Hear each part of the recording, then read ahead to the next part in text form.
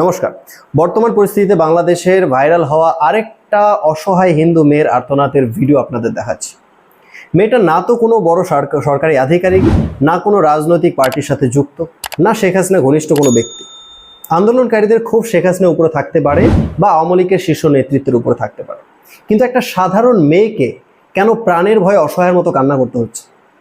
তার একমাত্র কারণ হচ্ছে মেয়েটা হিন্দু। এবং 4 তারিখ থেকে যত অত্যাচার হচ্ছে সেই সমস্ত অত্যাচারগুলো কিন্তু বেছে বেছে হিন্দুদের উপরেই হচ্ছে। সিরাজগঞ্জের থানাতে ঢুকে প্রায় 9 জন হিন্দু পুলিশকে হত্যা করা হয়েছে। মোট 13 জনকে হত্যা করা হয়েছে, তার মধ্যে 9 জন হিন্দু। রংপুরে হারাধন নায়ক বলে একজন কাউন্সিলরকে হত্যা করা হয়েছে, হিন্দু কাউন্সিলর। এবং হিন্দু বাড়িতে আগুন লাগানো হচ্ছে এবং ঘরবাড়ি ভাঙচুর করা হচ্ছে। ভিডিওটা দেখে নেন।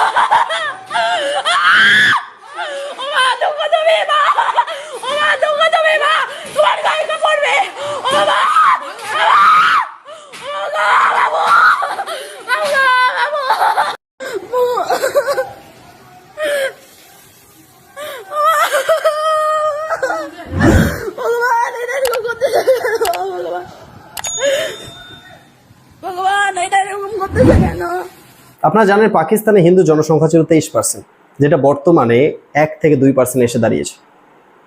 একই রকমভাবে বাংলাদেশে 1971 সালে হিন্দু জনসংখ্যা ছিল 24%।